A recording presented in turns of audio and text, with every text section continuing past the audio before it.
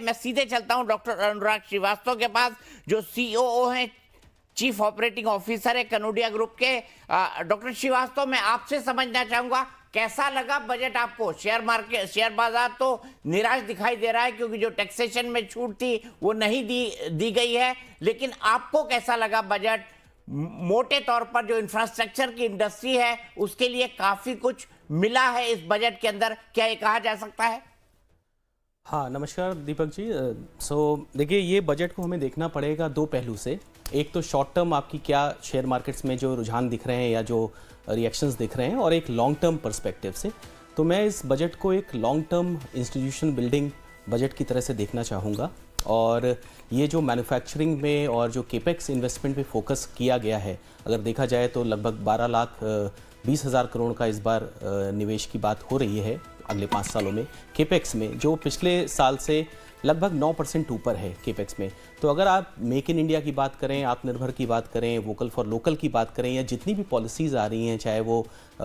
हमें export policy में जो अभी एक ट्रेड एग्रीमेंट हुआ है, ये सारी चीज़ें, उसके लिए कहीं ना कहीं मैन्युफैक्चरिंग पुश को भारत में विकसित करना बहुत ज़रूरी है। मैं आपके लिए कुछ बताना चाहूँगा कि भारत में जितने भी प्रोडक्ट्स आज बन रहे हैं उसकी लगभग 14% लॉजिस्टिक्स कॉस्ट होती है। वेयरएज कि अगर आप किसी भी डेवलप नेशंस में बात करें तो डेवलप नेशन में ये लॉजिस्टिक कॉस्ट लगभग 8 से 9% है, तो जिसकी वजह से भारत के प्रोडक्ट कॉम्पिटिटिव नहीं हो पाते हैं। तो अगर आप किसी भी डेवलप नेशन की जर्नी देखें, चाहे आप जापान की देखें, साउथ कोरिया की देखें, चाइना की देखिए, जापान आफ्टर वर्ल्ड वॉर 2 अगर आप देखें तो कई सारी वहाँ पे मल्टी मॉडल लॉजिस्टिक्स पे काम हुआ अगले 20 साल 30 साल तक। साउथ कोरिया की अगर बात करें 1960 से 1990 के बीच में multi modal logistics, infrastructure push, इन सब पे काम हुआ। चाइना की बात करें 1980 से 2010 के बीच में इसी तरह के काम हुए जो आज भारत में हो रहे हैं, जिसकी वजह से उनकी जो जीडीपी ग्रोथ रही उन सालों में लगभग 10% सीएजीआर से ज़्यादा रही। तो आज भारत के लिए भी कहा जा सकता है कि 2017 से 2047 के बीच का दौर वही दौर एक तरह से दिखाई दे रहा है, और जिसकी वजह से इमीडिएट आपको शायद फ्रॉम कॉमन मैन पर्सपेक्टिव नहीं दिख रहा है कि इसमें इमीडिएट कोई रिलीफ है, बट लॉन्ग टर्म पर्सपेक्टिव से देखें तो 1 रुपये अगर इंफ्रास्ट्रक्चर पे खर्च किया जाता है तो उसका लगभग 3 से 3.5 रुपये का इम्पैक्ट आता है जीडीपी पे, चाहे वो डिमांड बढ़ने से हो, चाहे लोगों के आने जाने की सुविधाओं को बढ़ने से हो, चाहे नए जॉब क्रिएशन से हो, तो उसका एक मल्टीप्लायर इफेक्ट होता है, जिस तरह से मैं इसको देख रहा हूँ। आपने ये बताया कि 12,30,000 करोड़ लगभग इन्वेस्ट होगा। क्या इतने पैसे को आप सफिशिएंट मानते हैं, या भारत इतना बड़ा देश है, हम तीसरी इकोनॉमी बनने के तौर पर अग्रसर हैं, तो क्या आपको लगता है कि इससे ज़्यादा पैसा दिया जाना चाहिए था? आप इस पैसे को सफिशिएंट मानते हैं इंफ्रास्ट्रक्चर बिल्डिंग के लिए?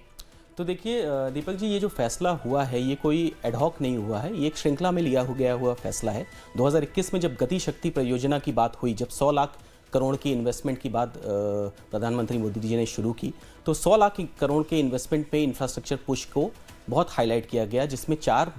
मेन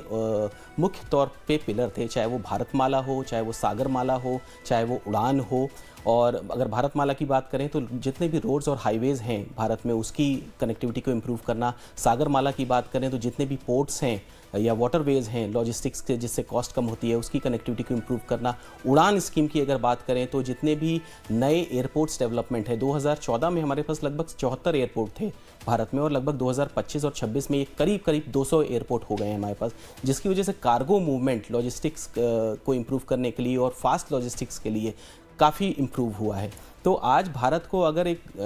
विश्व की महाशक्ति बनना है तो लगभग 70% आज की तारीख में लॉजिस्टिक्स मूवमेंट जो भारत में इस्तेमाल हो रहे हैं, जहाँ प्रोड्यूस हो रहे हैं गुड्स, 70% रोड के माध्यम से हो रहा है। हमें इक्वली वेटेज देना पड़ेगा कार्गो मूवमेंट को, चाहे वो रेल के माध्यम से हो, जिसमें डेडिकेटेड फ्रेट कॉरिडोर की बात हो रही है और काफ़ी पिछले 5-7 साल में इसमें काम हुआ है। इस बार भी फाइनेंस मिनिस्टर ने काफ़ी फोकस दिया है डेडिकेटेड फ्रेट कॉरिडोर्स पे। इस बार 7 नए हाई रेल स्पीड कॉरिडोर्स की भी बात की गई है, 22 नए वाटरवेज की भी बात की गई है जो नए अलग अलग पोर्ट से जोड़ेंगे, जिससे भारत की जो एक्सपोर्ट करने की क्षमता है वो कॉम्पिटिटिव होगी, लॉजिस्टिक्स कॉस्ट कम होगी। और 100 लाख करोड़ को जो 2021 में एक फैसला लिया गया था, पिछले साल उसमें से 11 लाख करोड़, इस साल 12 लाख करोड़, तो ये आगे की गतिविधि को मजबूत करते हुए मुझे दिख रहा है और इससे एक इंक्लूसिव डेवलपमेंट होगा। एक बहुत इंपॉर्टेंट चीज़ जो इन्होंने बोली आज बजट में कि आज भारत में सबका साथ और सबके विकास की बात, उस फिलॉसफी में गवर्नमेंट आगे बढ़ रही है। तो छोटे टीयर 2 टीयर 3 सिटीज़ पे भी काफ़ी फोकस गवर्नमेंट ने किया है। इस बजट में भी उन्होंने बात की। लास्ट अगर हम कुछ बात करें, दिल्ली से बम्बई का भी कुछ सालों पहले एक्सप्रेसवे बना था,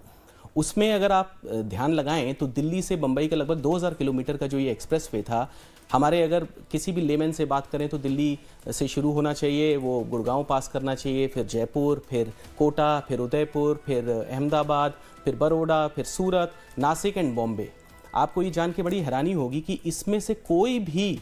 सिटी इस एक्सप्रेसवे में नहीं टच की गई।